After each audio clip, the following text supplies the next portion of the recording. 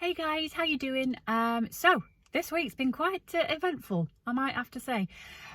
So the last time I spoke to you, I would just posted a video to say that I was starting with the coronavirus symptoms. I had a little bit of a fever. I was getting a little bit breathless walking up and down the stairs. But I was feeling okay. And that's what I kind of did a video to that effect. However, not an hour after I posted that video, did I start coming down with it big time. I had a really horrendous temperature.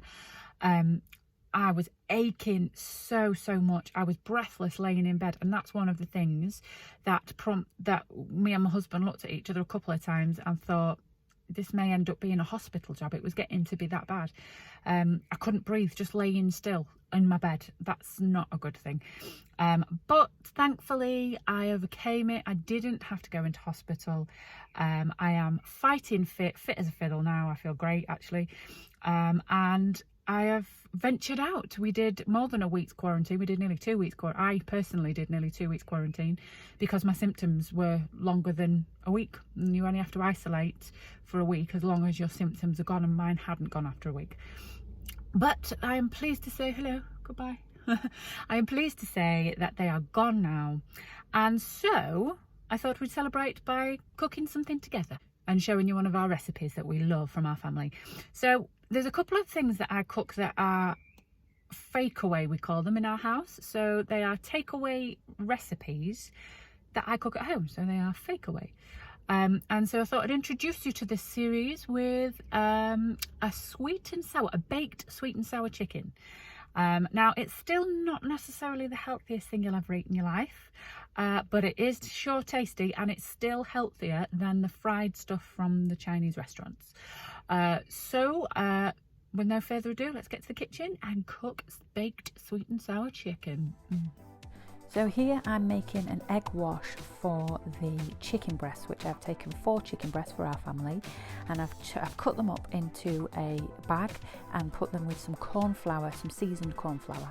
And now I'm just cracking some eggs into a bowl so that I can dip the chicken breasts into the egg, and then we're going to fry them off to coat them. So this is what makes them crispy, like the takeaway version. So I'm just mixing the eggs up, and you can see a great big bottle of soy sauce in there. That'll come in a minute.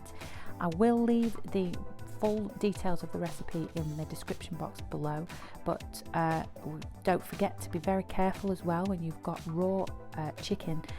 You'll see in a second I've got a couple of utensils that I use. So I use the grippers. I don't even know what they're called. What are they called? Right there behind the bowl, look. They are tongs. There you go, that's the word I'm looking for. The tongs to deal with the raw chicken. So there's the bag with the cornflour and the chicken in, and I'm now going to dip it into the egg and then fry it just to seal it for a couple of seconds in a pan so it goes brown. We're not cooking the chicken at this stage, we're just sealing the floured chicken in a pan. And so I've got the tongs there for the raw chicken, and then in a second, once I turn it over with that in the pan, but then I've got a separate utensil for the partially cooked chicken, just to make sure there's no cross contamination. I know it's going to be baked in an oven in a moment, but just to make sure. So I'm tossing it round in the bowl, look, to get it all covered, and then each individual piece is going to go into the pan, and it's going to get fried on each side just for a couple of seconds to just crisp it up and to make sure that it's all nice and browned.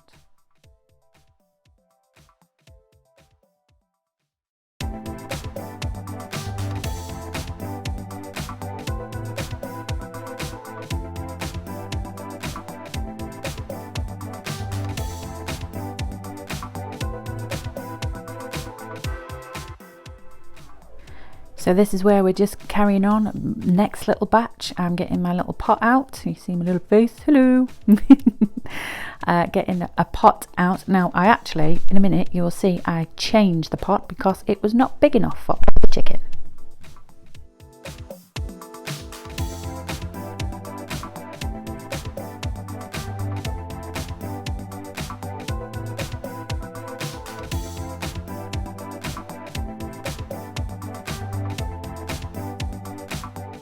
Once those bits are cooked, we just transfer them into the dish until all the bits are fried and ready to go into the oven. So this sweet and sour sauce is just delicious. Now you start off with half a cup of sugar and then 4 tablespoons of ketchup. Now I did say this was not the most healthy sauce in the world, but it is delicious, and because you make it separately you can make as much or as little as you want, because it does go sticky as you bake it, so it kind of disappears a little bit. So if you wanted to make more, that is half a cup of vinegar. Now I use white vinegar even though the recipe calls for apple cider vinegar, but just because I had run out. And that is a tablespoon of soy sauce.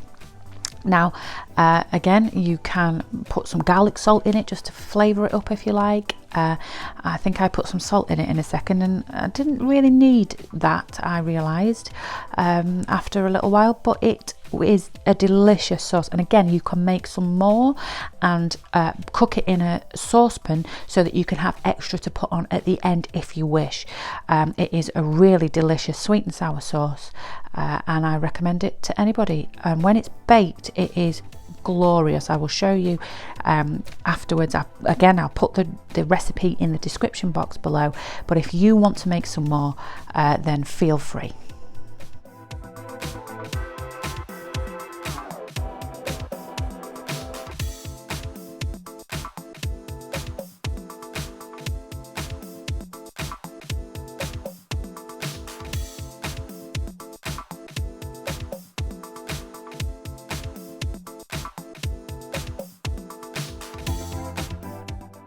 And this is the beautiful end result. It gets very sticky, it gets very lovely, but I'll tell you what, you won't eat Chinese takeaway again.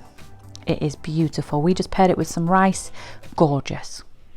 So that is our baked sweet and sour chicken, the first of our Fakeaway versus Takeaway series. Now I've got a little sleepy baby and I'm going to go have some cuddles and maybe a cup of coffee. So till next time, take care.